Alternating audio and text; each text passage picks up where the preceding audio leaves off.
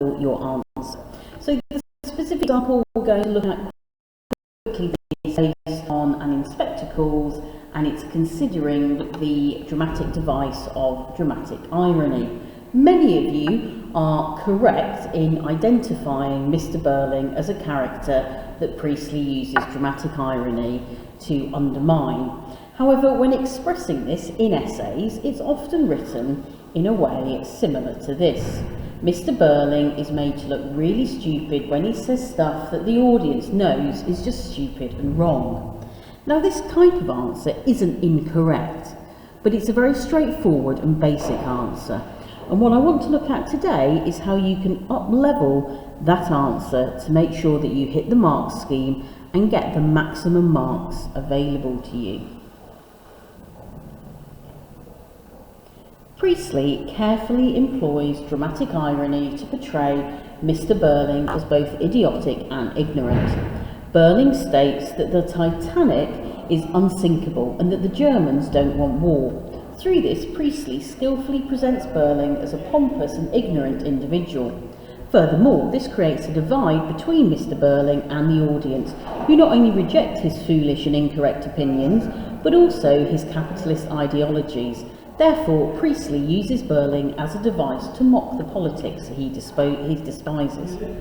So firstly, you've probably noticed that this answer uses the what, how, why technique to organise their response.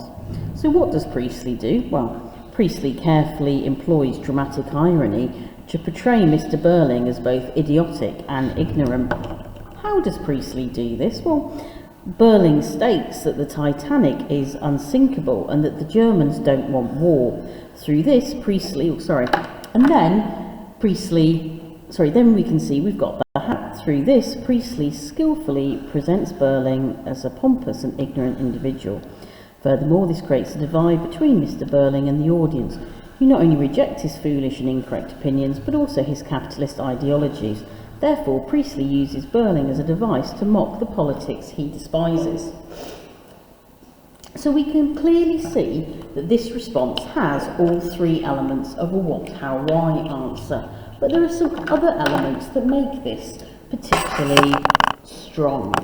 So firstly, this response starts by using the writer's surname, Priestley. And by doing so, what we're ensuring is that our writing is mature and in that correct academic tone.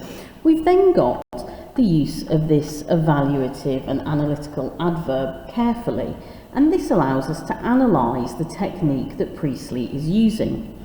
We've then got this use of the word employs, and this shows us that the writer has intended to portray him in this way. And understanding that the writer has intentions is a key thing when it comes to succeeding with A01. Sorry, just trying to get that all in shot, there we go. A01. To portray Mr. Burling as both idiotic and ignorant. So we've got a clear what, and that helps us hit the A01 criteria. We've then got Burling states that the Titanic is unsinkable and that the Germans don't want war. Well, we've got here two embedded quotations, and embedded quotations mean that we're being judicious and apt in our selection.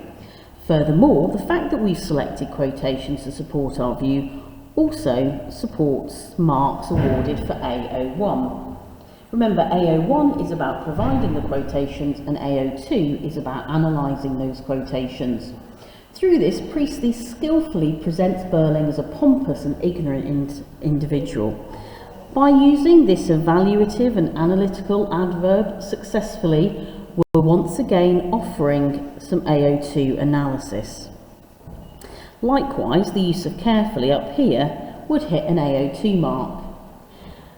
We've got that explanation here in that why section, which helps us. Mr. Burling, the audience, who not only rejects his foolish, incorrect opinions, but also his capitalist ideologies. So we've got more AO2 marks here, again emphasising the analysis. Finally, we've got, therefore, Priestley uses Burling as a device to mock the politics he despises.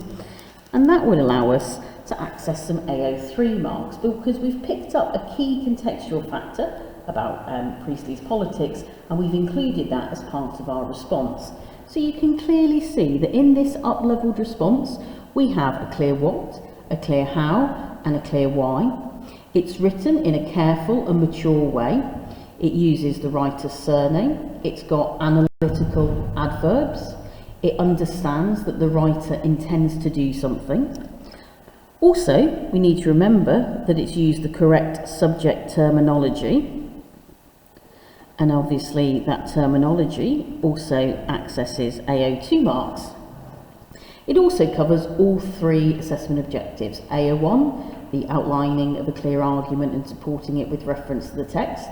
AO2, the analysis of the quotations. And AO3, a clear link to the context. So there you have it, guys. A very quick video on up-levelling your response. I do hope that has been helpful.